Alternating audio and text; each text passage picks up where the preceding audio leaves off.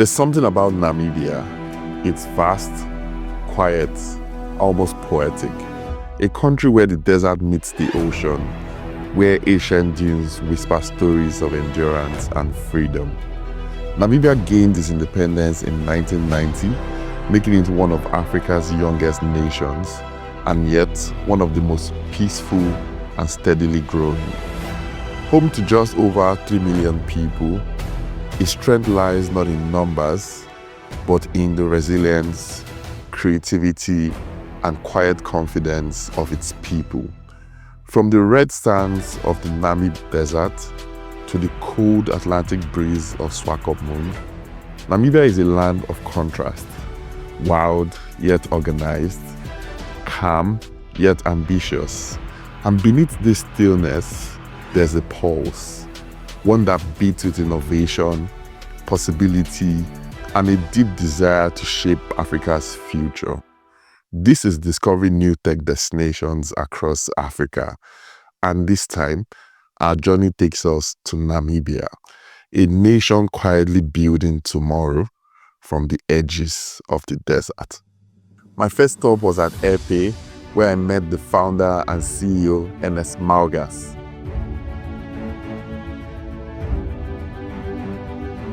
Hi, Gerald. Hi, Ernest. Good to see you, man. Good to see you.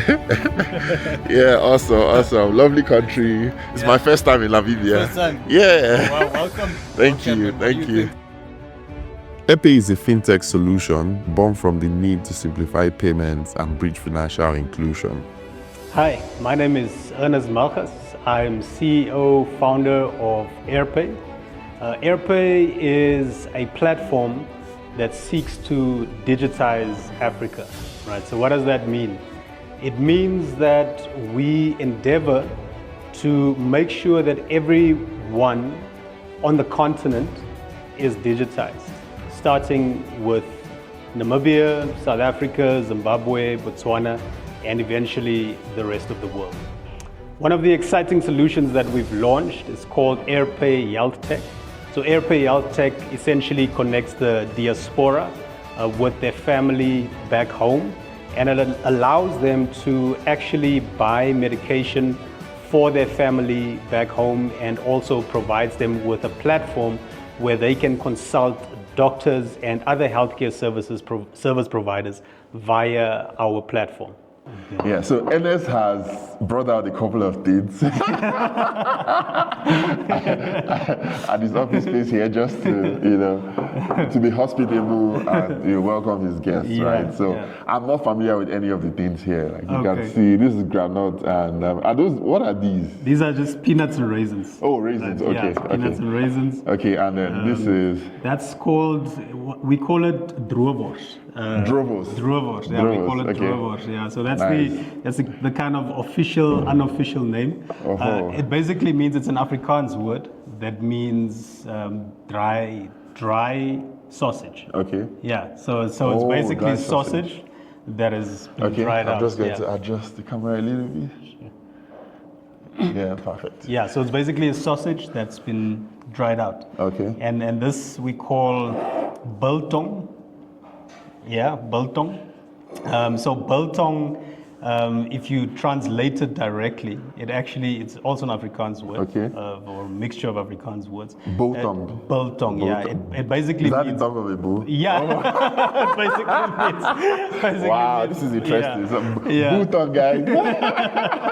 Essentially it's just cuts of meat. Yeah. Of meat, so different, so game, beef, whatever the case may be. Oh, it's not literally bulldog. It's not literally. Oh, it's not I thought it was bulldog.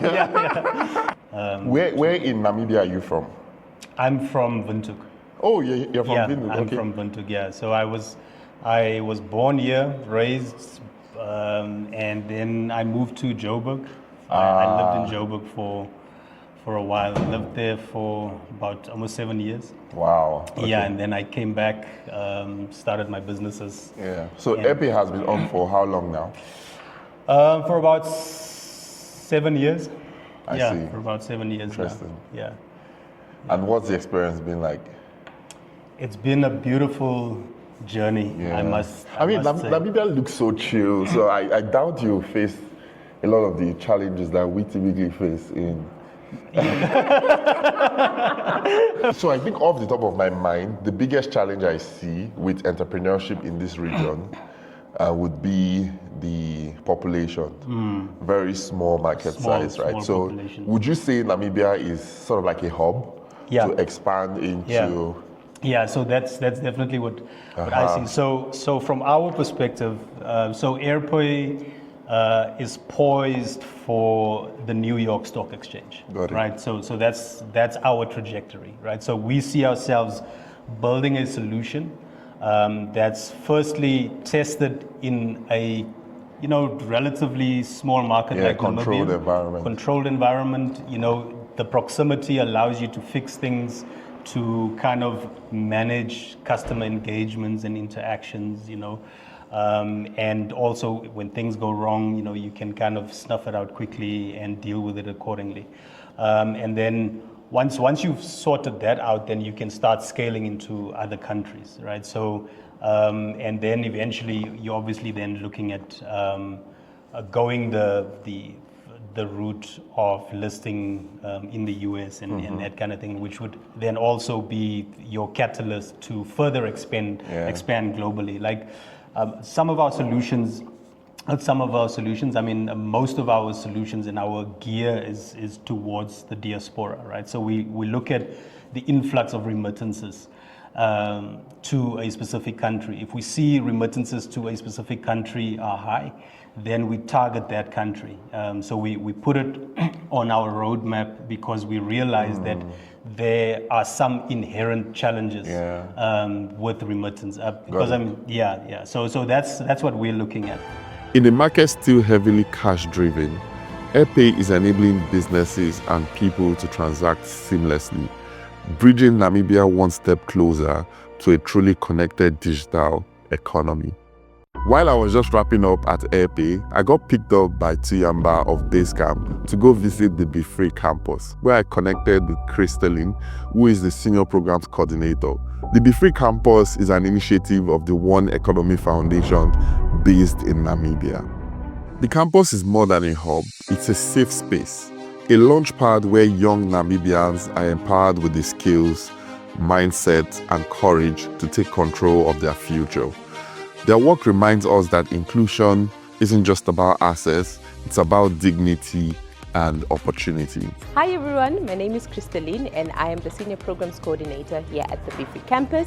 Our campus is really a one-stop shop for youth empowerment, holistic youth empowerment. So we provide all kinds of services that enable young people to just develop into their full potential. And today was a very exciting day because we had what we call the innovators pitch, which is members of our entrepreneurship club have been working very hard this entire year for them to finally build and develop their business ideas. And today was the day that they pitched them, and we had a little competition and we had the top 3 best pitches. It was such a lovely atmosphere because really the philosophy behind Be Free is to allow young people the space to just be themselves, to grow, to become the best of their abilities, but also provide them with an environment where they can have free and non-judgmental conversations about issues that affect them. So yeah, it was a very exciting day. So as I mentioned, this is the Be Free Cares Clinic, as you can see there. That's really, like I said, the heart of the campus, where we provide young people with sexual reproductive health services. Nice. There's also a wellness component, so we have social workers on campus that also provide psychosocial support. Really, as you can see, the space is quite colorful, and we try to make it as engaging for young people as possible. We want to attract them. Guys, can we pass? Thank you. We're just doing a little tour. Hello. Yeah. And then this is our Be Free studio. Okay. So inside we do have a studio where we do podcasting. Oh, really? Yes, so we do have a podcast. With young people as well? Yes, so there is a podcast called Sex Talks. We have one called Yopreneur, and then another one called Career Quest, and then a Bookworms podcast. At the Be Free campus, I met an event ongoing, which unfortunately I couldn't make a video about, though I participated in it. But because of Namibia laws and the laws that protect children, we're not allowed to make videos except we got permission from their parents. Yeah, so the whole, architecture and everything else was really the brainchild of our our operations director. Hi, V. Yeah, so he's an architect by profession, so he designed everything, and he's just really so good at what he does. And so true to with the execution. Yes. Oh, he is one of our best resources we have, honestly. And he's so passionate about this topic. Nice. And of course, this is where we were, our Spark Lab. And yeah. When we wrapped up from the Buffet campus, myself and my friend Tiamba from Basecamp decided to visit the Basecamp office, which also happens to host Bellatrix.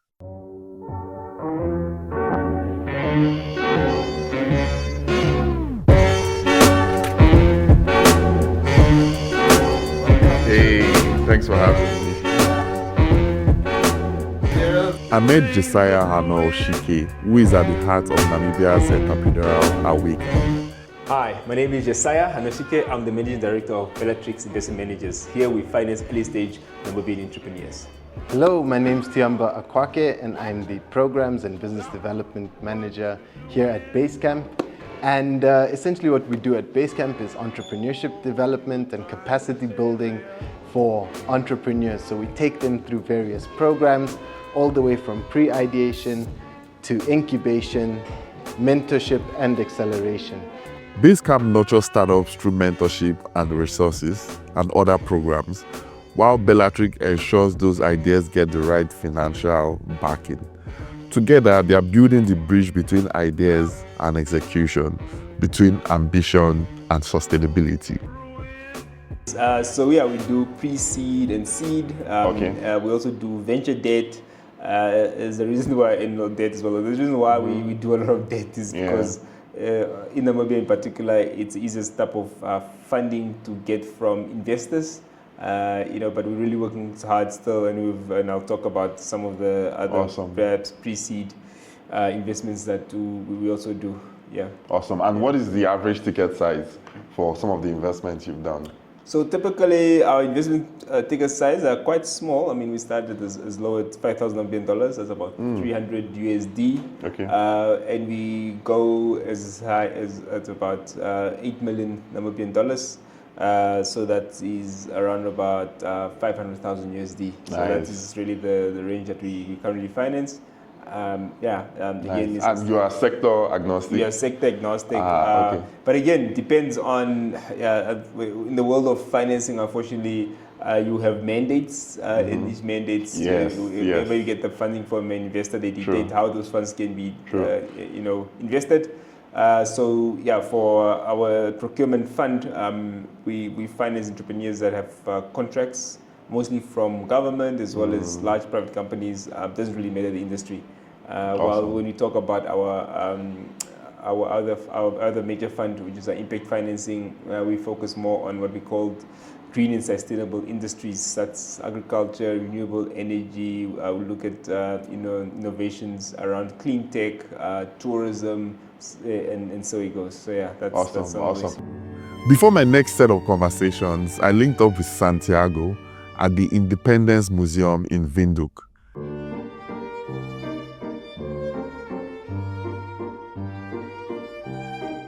A space that stands tall as both a monument and a mirror, just to get a sense of what Namibia's cultural heritage is like.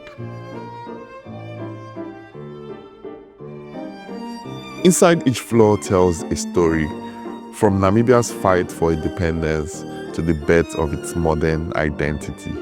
Walking through those halls with Santiago was more than a history lesson. It was an experience in perspective. You feel the weight of where the nation has come from, the struggle, the resilience, the pride, and how that same spirit now fuels and drives innovation.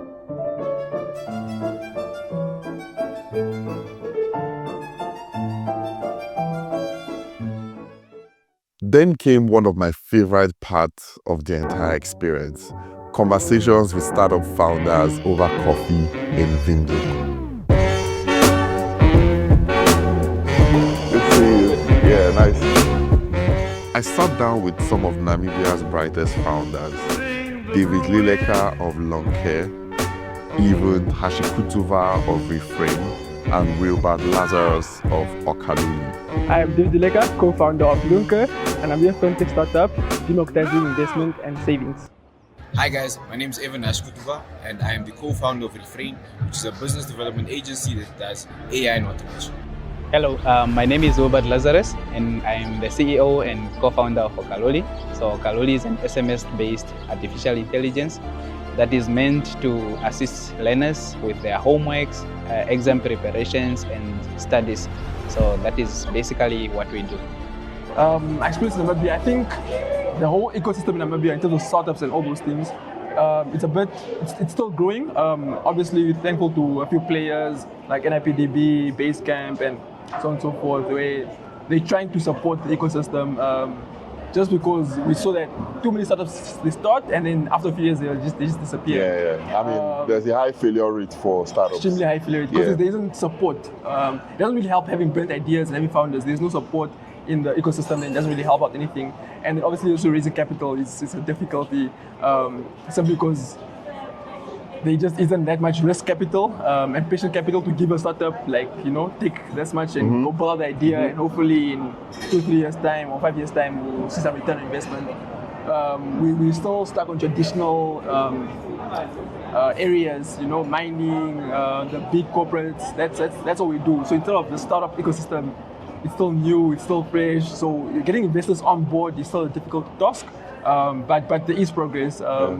And maybe overall, I think we have great infrastructure. I mean, we have 60% access to internet. We have the best roads in Africa. I've seen. We have. How are you trying to export your product? Because this is the kind of product that can be used and it's versatile. It can be used anywhere. It's not confined to any location, right?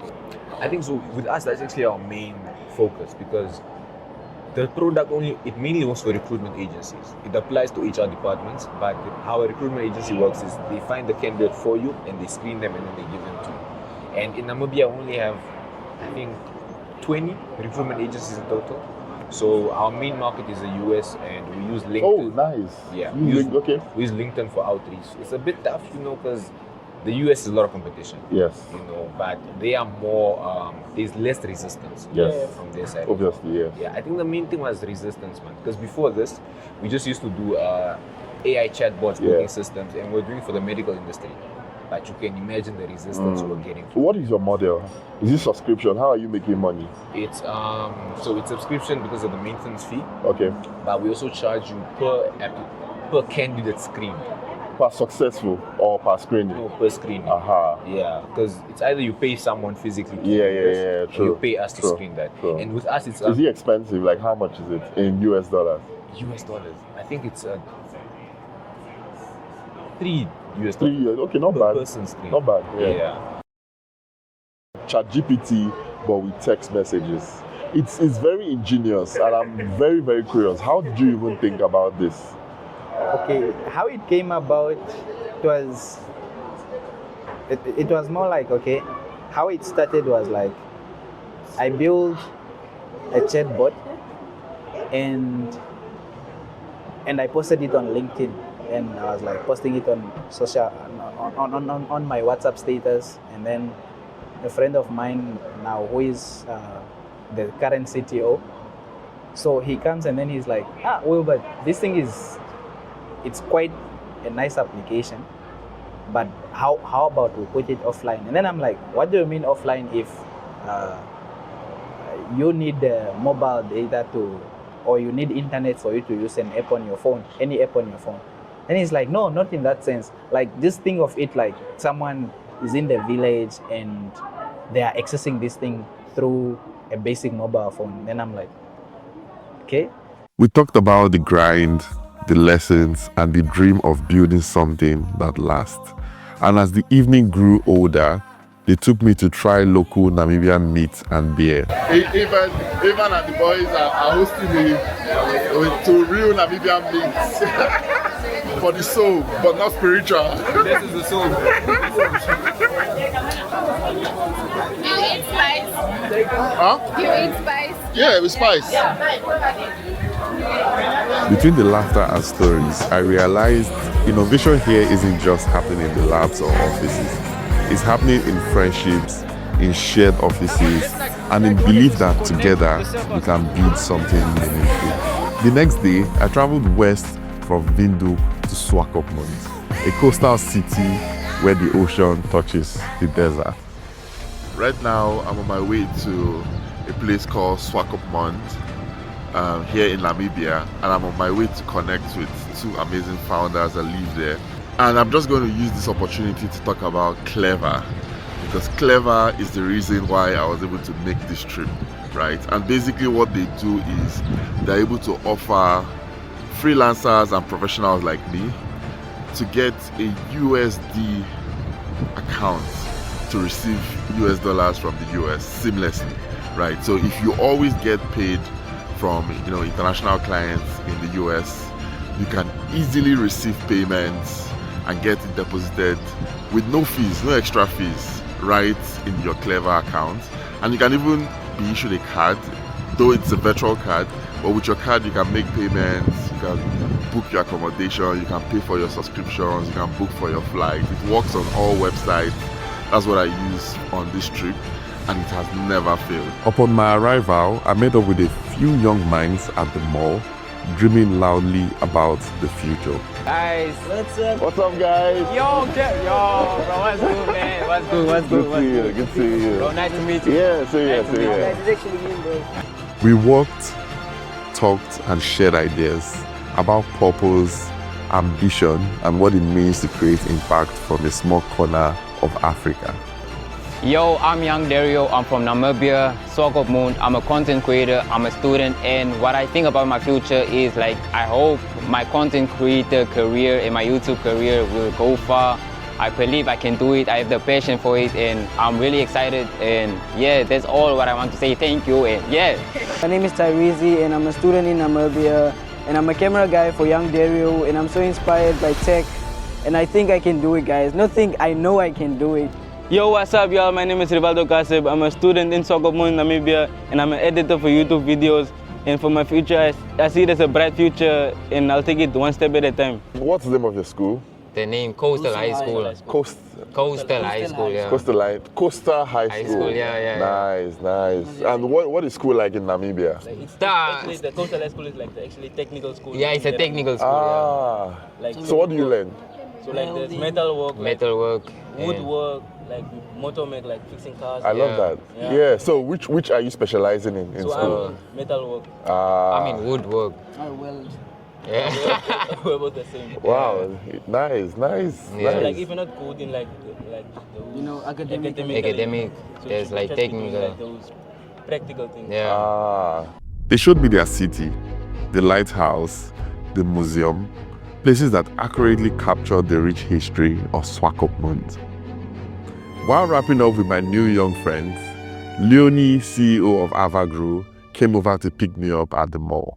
I knew tomorrow I wasn't going to have time, so I just went around and thanks to these guys, they were able to show me around. Avagro is a company redefining agriculture through climate-smart innovation.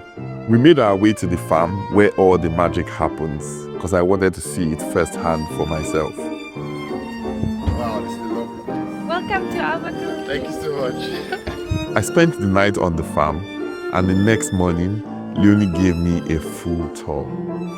Guys, we just arrived at Avagro, and this is an amazing space that they just provided to spend the night. Tomorrow morning, we'll be checking out what they're doing. We're here in the farm, live, to see what's happening here and how they're disrupting. Guys, farming on the desert is really disruptive, and I can't wait to see what they'll be doing here tomorrow. So it's an amazing space to spend the night, and I'm really grateful for the hospitality here, guys.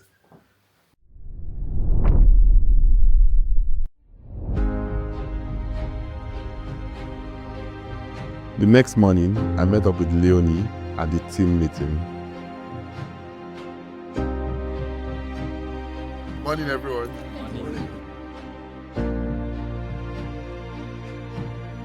Hi, my name is Leonie. I'm the co-founder and CEO of Avagro, and I'm here in Swakopmund in Namibia, the oldest desert of the world.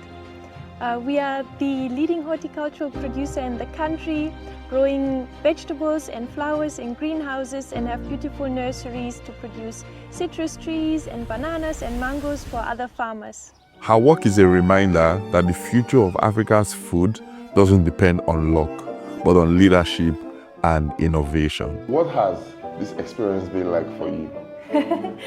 Yeah, it's been tough. I think I'm here since 2017. I had to grow a lot, learn a lot, make mistakes, get up again. But yeah, it's been a beautiful experience. I'm originally from Germany and I've been welcomed so warm-heartedly actually in Namibia. It's been a great journey and I think I can call this place home by now. Awesome. We co-founded Avagrow in 2019 and we want to further agriculture, agricultural innovation, horticulture, in particular greenhouse horticulture for Namibia because the world is getting drier, more arid, desertified, and we need to have technologies and innovation that can help us grow even in the harshest climatic conditions. So that has been the journey so far. We really learn from low-tech to mid-tech to high-tech, improving our practices year by year. And now we have 3 hectares under cover. We're producing around 100 tons of fresh produce every month. And we have nurseries, climate-controlled nurseries, where we grow young plants for other farmers. So we are both a service provider to other farmers as well as a producer of fresh food for end consumers. Yes. They're currently subculturing, so everything is very sterile. It means they're putting plants from one media into another. So it would be a bit difficult, I think, if you go in because there's risk of contamination. Yeah, but we can film here maybe. And then from here you go in, there's a few plants here. That's actually sweet potato.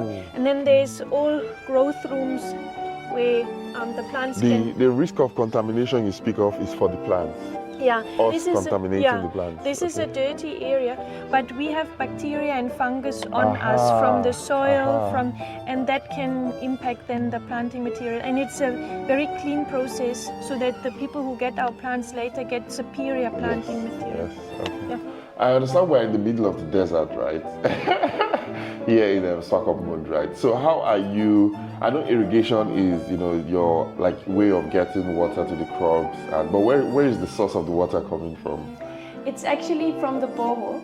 So yeah, we are almost based in the Swakop River. So it's a dried out riverbed.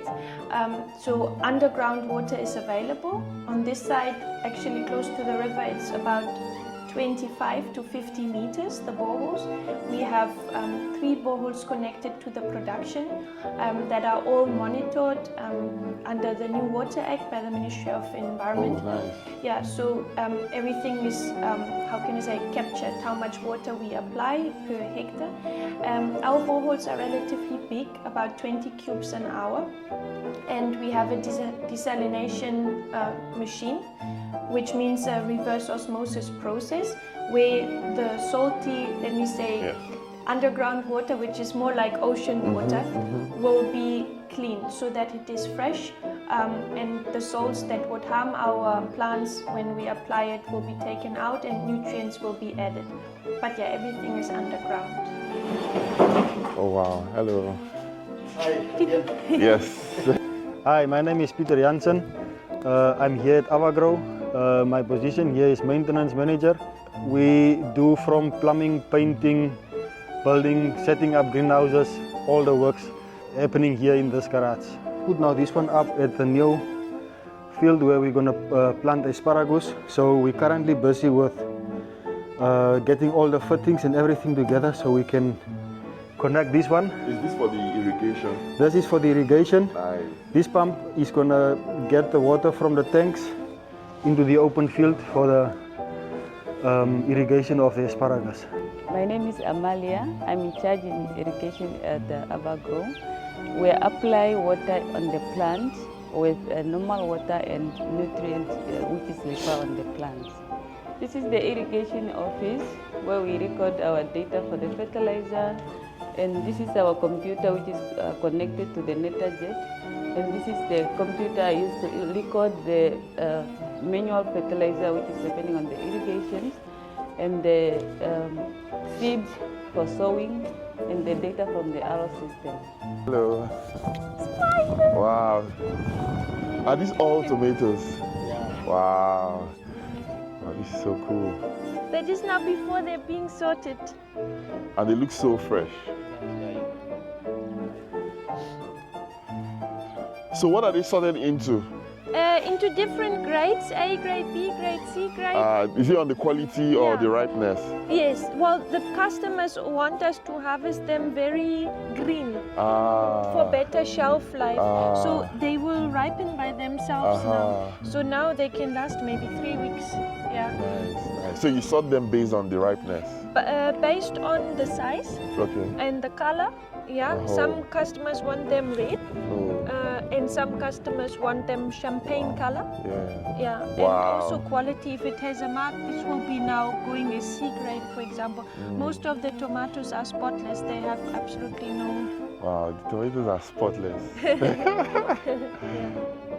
Yeah. And now with the warmer weather, also the ripening will be a bit more even. Now it's still a little bit cold, so yeah, the coloring takes longer than usual. Okay. Thank you. Guys, see you later. This is all tomatoes, and the ropes that you see, that is, we call that trellising. So the plant can grow very long, maybe 15 meters, and we can grow it along, which I'll show you at some of the older crops.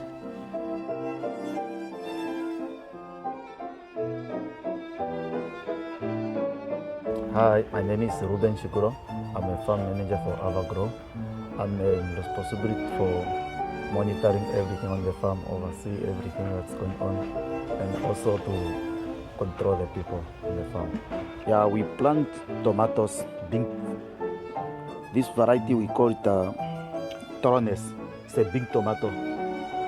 And we also do we need to keep some fruits per cluster, number of the fruit per cluster. What is the required number or the advised number, the recommended? 5 per cluster. Yeah, 5 per cluster, so that the fruits can be uniform and equal size. For example, like here, if you count 1, 2, 3, 5 per cluster. If there are more than 5 or 6, then the team they have to come and cut some fruits. So they're coming straight from the greenhouse. Farm. They're being washed and sorted. My name is Hambereni David. I'm a pack-out supervisor at Avagrow. Here is when the products came in, this is the our receiving. We weigh the crate. This is our scale. And then we weigh. Then from there we go to the sorting machine. Okay. This is our sorting machine. We go here. The tomato goes there. This is 1 kg pack. Can I touch this? Can I touch this now? Yes, you can. Wow, these are the market tomatoes that are ready to hit the market. This is awesome. Yeah, so this is our citrus rootstock. It is coming from South Africa, from the Citrus Research Institute. So we're growing the seeds for about 4 months for the rootstock to be ready for grafting.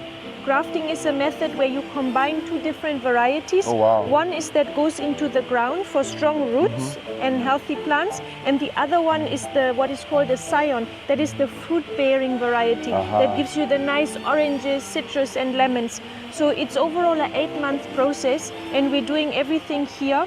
This is all certified plant material, which we then provide to farmers in the north to grow healthy, vigorous orchards. So we can also be self-sufficient in fruit production in Namibia. But everything starts in our nursery here. Awesome. Flowers! Wow.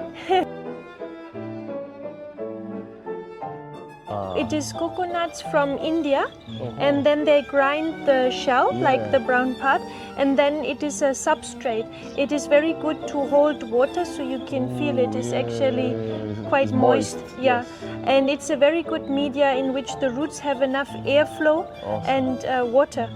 Basically, you can just... So there's no sand, it's just this? It's just substrate, just cocoa peat. Yeah, and we have that in all the growing areas. So all our plants, because the actual sand itself is too salty, yeah, so this is a neutral media in which we can then apply the precise nutrient composition for the plants. Wow. Luni also sits on the board of the Namibia Innovation Hub, and through her, I connected with Vivette Ritman, the Hub's director.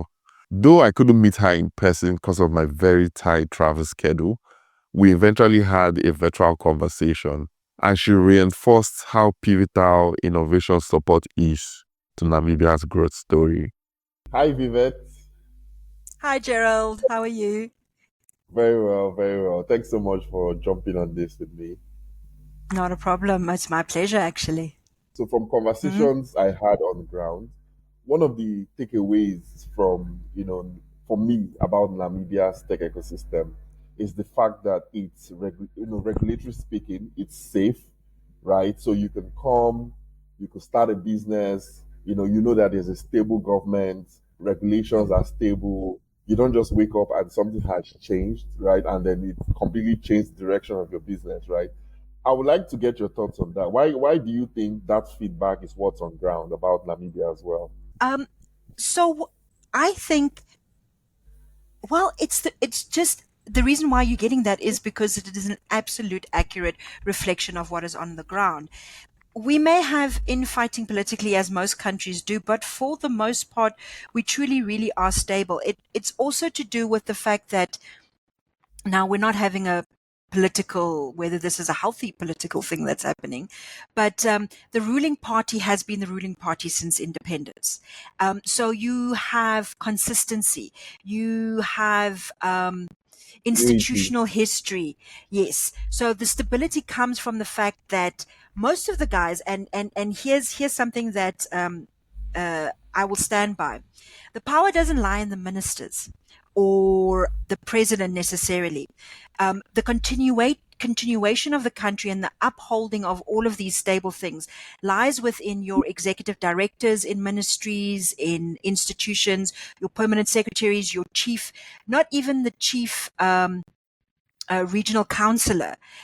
It's the chief regional officer. So, for example, as I mentioned, KRC, I work with KRC. Our chief regional officer has resigned now, but that's purely because of the political change. But he'd held that office for 10 years. So whether that's a healthy thing is another debate. But it's because we have such strong institutional history that there isn't things dropped where things suddenly change because the government comes in. It's the same people that have been in there, so they know what's going on and they're able to just move it forward. In Swakopmund, I discovered something unexpected, an intersection between mining and gaming. I visited Paul Ellas, CEO of DMS Mining Studios, a company reimagining how mining education is delivered through immersive, gamified simulations. Come inside. Thank you. Sorry, I've always got my coffee with me. Awesome. Shall we head up to the office? Yes, we should. Hi. Hi. Good. This is my wife, Bianca. Hi, Bianca. Same here. Hi, my name is Paul.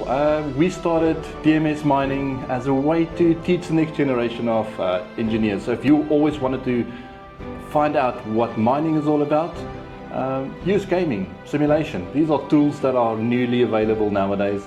And I think it's a new way and an exciting way to learn about what mining is all about. Let's call it a love letter to mining. Spreading the message a little bit about the positive impact that mining can have on the industries. Paul originally comes from a mining background, but in his spare time taught himself how to code. What began as a late-night experiment has evolved into a powerful tool for training, collaborating, and learning. It's proof that innovation doesn't always mean starting from scratch. Sometimes it means rethinking what already exists and teaching it in ways that connect with the next generation. If you want to understand mining a little bit more, so a game is a nice way of learning that you need to mine, you get a truck, you move it to stockpile, and you move it to a plant. But the simulation model that we've built was built in Python, as I said, covers modules that teaches you about mining. So in here is about 21 different modules that we've built that teaches you about blending, it teaches you about equipment, it teaches you about drill and blast. And we've, in the last couple of while, we've actually built modules on circular, where we teach people about what is circular mining, where you've got earth, you've mined it, you process it, you use it. What happens, for example, if I want to include recycling? If I've got, for example, got a energy mix that I want to test and see what's my CO2 emissions over time, I can actually teach you that as well. I headed back to Windhoek for my final stop at CC Hub Namibia, where I met with Ephraim, the community manager. Welcome to CC Hub Namibia. Hi, my name is Ephraim Vilo and I'm the community manager here at CC Hub Namibia. So CC Hub Africa is Africa's biggest innovation and creative enabler, where we try to use the application of technology and social capital to improve Africa's economy. So here at CC Hub Namibia, I would say we are the first and biggest innovation hub, and currently we support innovators across different industries, be it like higher education innovation, be it the creative industry, be it in ed tech and so on. So we have a co-working space here as well, and this is for us to support innovators who would like to build something and they want to have a go-to place where they can just, make their dream come true. So in terms of your role in the Namibian ecosystem, can you go a bit more detailed in how you're supporting these startups, founders, creatives, innovators? How are you supporting them directly?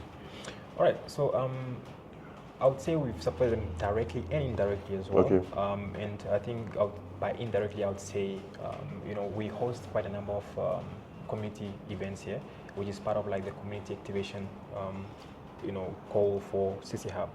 Because we believe that in order for innovation to thrive, innovation cannot happen in isolation, right?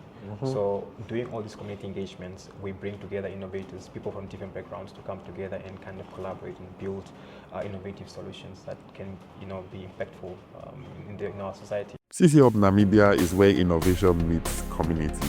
It's not just about providing infrastructure, it's about nurturing a mindset of collaboration and experimentation. Here, founders, creators, and dreamers come together to build, test, and grow ideas that move the Namibian ecosystem forward. My journey across Namibia's tech ecosystem ends here, but the energy, ideas, and ambition witnessed will echo long after.